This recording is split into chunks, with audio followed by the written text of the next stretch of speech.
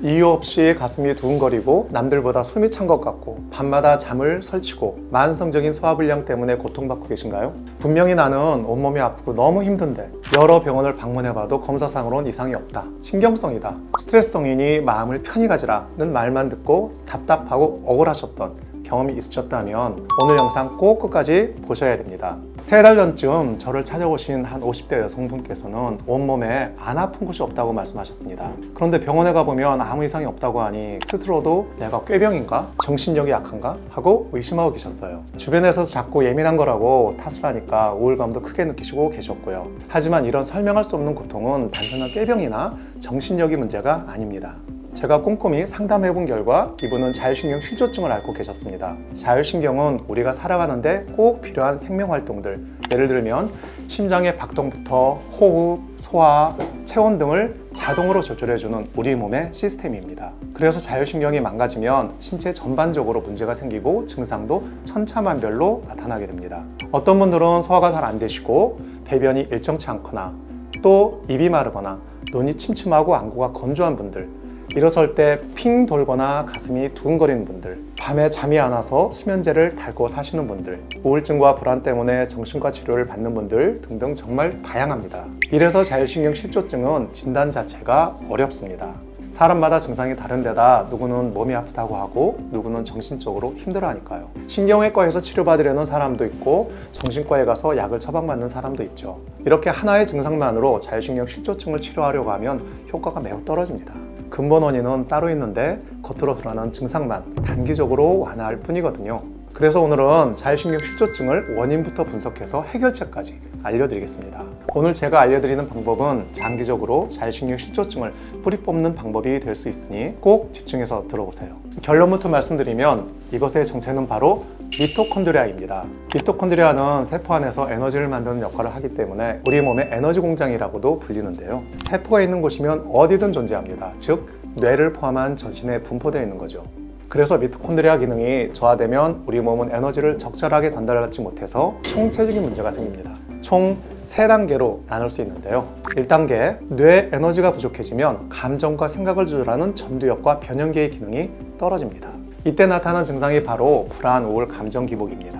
생각을 조절하는 전두엽 기능이 떨어지면 뇌가 정보를 처리하는 속도도 느려져서 마치 안개 낀 것처럼 머리가 하루 종일 멍한 브레인 포그 현상이 발생하기도 하죠. 2단계, 에너지가 부족하면 수면을 조절하는 뇌관과 시상하부의 회로가 망가집니다. 그 현상으로 수면의 질이 떨어지고 잠들기 어렵거나 자꾸 깨는 불면증이 생깁니다.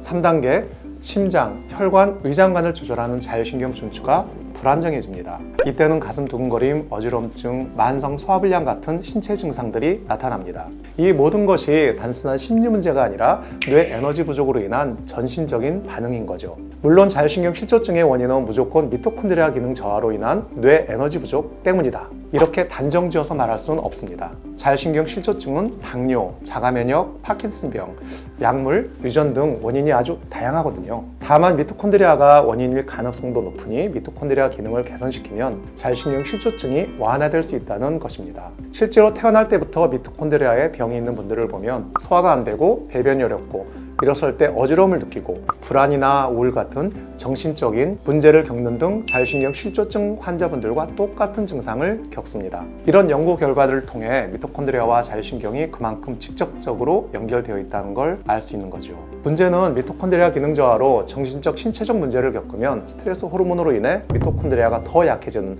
악순환이 발생합니다.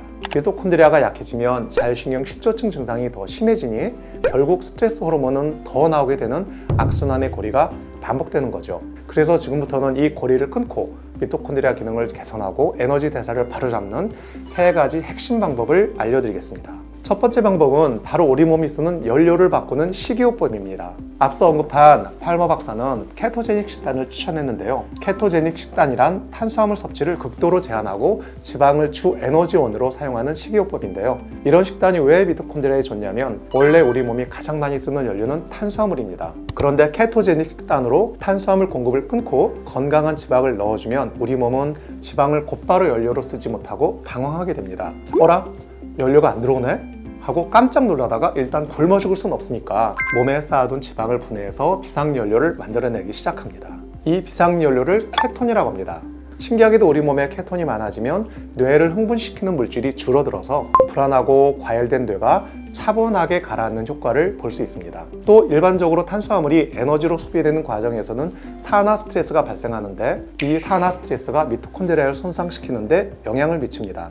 반면 케톤은 산화 스트레스를 줄이고 미토콘드리아를 개선하는데 도움이 되고요. 게다가 케톤은 포도당 대사를 거치지 않기 때문에 바로 뇌에 에너지를 공급하는데요. 이렇게 신속하게 에너지가 공급되면 뇌 에너지가 부족할 일이 적고 그만큼 뇌의 기능 안정과 집중력, 기억력 향상, 염증 억제, 미토콘드리아 활성화 등 여러 긍정적 효과를 얻을 수가 있습니다. 케토제닉 식단은 전체 섭취량 중 지방이 약 75%, 단백질이 20%, 탄수화물이 5% 정도를 차지하도록 구성하면 되는데요. 이렇게 먹으려면 탄수화물이 하루 50g 이하여야 합니다. 보통 밥 한 공기에 탄수화물이 70g 정도 되니까 하루에 먹는 탄수화물 양이 밥 한 공기보다 적어야 한다는 거죠. 탄수화물이 식단 대부분을 차지하는 한국인으로서는 특히나 한 번에 따라하기 쉽지 않은 식단인데요. 처음부터 극단적인 케톤식을 하는 것보다는 탄수화물을 20에서 30% 정도 줄이고 상대적으로 단백질, 지방 섭취를 늘린다고 생각하시면 됩니다. 탄수화물 비중을 조금 줄이는 것만으로도 혈당 상승과 일신 분비를 낮추고 교감신경 흥분도를 낮춰서 심박수가 안정됩니다. 미토콘드리아 활성화에도 도움이 되고요. 그래서 처음부터 바로 탄수화물을 극단적으로 줄이기보다는 하루 3공기 먹던 밥을 2공기로 줄여보시는 걸 추천드립니다. 2공기를 하루 3번 나눠 먹으면 훨씬 쉽게 느껴지겠죠. 단 케토제닉 식단이 모두에게 잘 맞는 건 아닙니다. 췌장, 간, 신장 질환이 있다거나 임신, 수유 중이거나 성장기 청소년에게는 에너지가 훨씬 많이 필요하고 지방을 소화하기 어려우므로 케토제닉 식단을 추천하지 않습니다. 자, 다음으로 두 번째 방법은 미토콘드리아의 기능을 강화시키는 운동과 수면입니다. 가장 먼저 운동은 미토콘드리아를 활성화하고 강화하면서 심지어 새로운 미토콘드리아까지 만들어내는 가장 효과적인 방법입니다. 미토콘드리아는 에너지를 만드는 역할을 하는데 미토콘드리아 자체가 많아지면 당연히 에너지가 훨씬 더 많아지겠죠. 이러면 우리 몸은 활기를 되찾게 되고 더 나아가 자율신경계의 균형까지 되찾게 됩니다. 또 충분한 수면은 낮 동안 지치고 망가진 신경과 미토콘드리아를 고치는 회복 시간입니다. 깊은 수면 중에는 성장 호르몬이 다량 분비되어서 전신의 장기와 세포에서 손상된 조직을 복구하고 오래된 세포를 새 것으로 교체하는 재생작용을 활발하게 일어납니다. 특히 미토콘드리아를 포함한 에너지 생산 시스템이 효율적으로 재정비됩니다. 반대로 말하면 수면이 부족할수록 몸이 회복될 시간이 없어서 미토콘드리아 기능을 비롯한 모든 신체 기능이 점점 더 저하되겠죠. 그래서 충분한 수면, 깊은 수면이 정말 중요합니다. 자, 마지막으로 세 번째 방법은 다름 아닌 스트레스 및 감정 관리입니다. 마음을 편하게 먹어야 몸이 좋아진다. 이런 뻔한 소리 하는 거 아닌가 싶으실 텐데요. 이건 긍정적으로 생각해라 같은 단순한 마음가짐 얘기가 아닙니다. 사실 스트레스 관리는 우리 몸을 위해 꼭 필요한 생물학적 방법입니다. 우리가 극심한 스트레스를 계속 받게 되면 코티졸 같은 스트레스 호르몬이 나와서 미토콘드리아에 부정적 역할을 끼치며 손상을 시킵니다.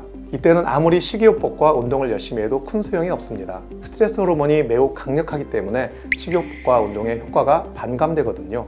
이럴 땐 애초에 공격을 당하지 않아야 하는데, 즉 코르티졸 호르몬이 분비되지 않도록 막아야 합니다. 그래서 스트레스 관리가 중요한 겁니다. 한의학에서는 스트레스가 쌓여서 증상으로 나타나는 것을 울화라 표현합니다. 울화가 쌓이면 인체 내 상하 열기류가 제대로 이루어지지 않아서 상체는 더워지고 하체는 차게 됩니다. 이러면 두통, 안구건조, 어지럼증, 이명 등과 소화장애, 교감신경 항진으로 인한 불면과 불안감을 느끼기 쉽죠. 이 밖에도 불안과 에너지 소모로 인한 피로감을 호소하게 되고요. 스트레스를 관리하는 가장 좋은 방법은 애초에 스트레스를 안 받는 것인데 현실적으로 그게 불가능하죠. 그래서 이미 받은 스트레스를 관리하고 나아가 미주신경의 균형을 회복하는 데 효과적인 방법은 복식호흡입니다.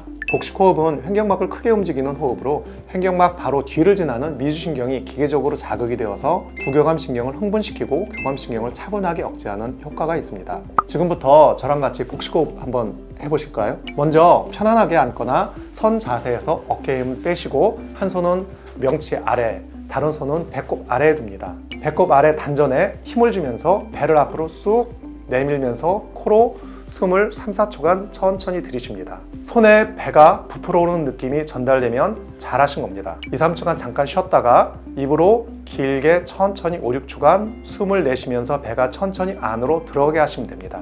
들이마시는 호흡보다 내쉬는 호흡이 더 길어야 효과가 좋고 어깨가 아니고 복부가 움직여야 제대로 부경함 신경이 활성화됩니다. 자, 앞으로는 불안하거나 가슴이 답답하거나 생각이 많아 잠이 오지 않을 때 복식 호흡을 기억하고 꼭 따라해 보세요. 하루 2번, 2, 3분 정도 규칙적으로 하셔도 자율신경 안정에 도움이 됩니다. 부경함 신경은 낮 시간 동안 지쳐있던 우리 몸을 휴식 모드로 바꿔주는 가장 강력한 스위치입니다. 오늘은 이렇게 자율신경 실조증의 원인에 대해 알아봤습니다. 원인 모를 통증, 불편감, 각종 정신적인 문제들은 원인 불명의 난치성 질환이나 정신력의 문제가 아닌 자율신경 실조증 때문일 수 있습니다. 그리고 자율신경 실조증은 미토콘드리아의 기능 저하 때문에 발생할 수 있습니다. 따라서 지금까지 원인 모를 통증과 우울, 불안 때문에 고민하셨다면 오늘부터 제가 알려드린 3가지 방법으로 미토콘드리아 기능부터 강화해보세요. 첫째, 케토제닉 식단 식이요법. 둘째는 규칙적인 운동과 충분한 수면. 마지막 셋째는 심호흡까지 매일 꾸준히 실천하신다면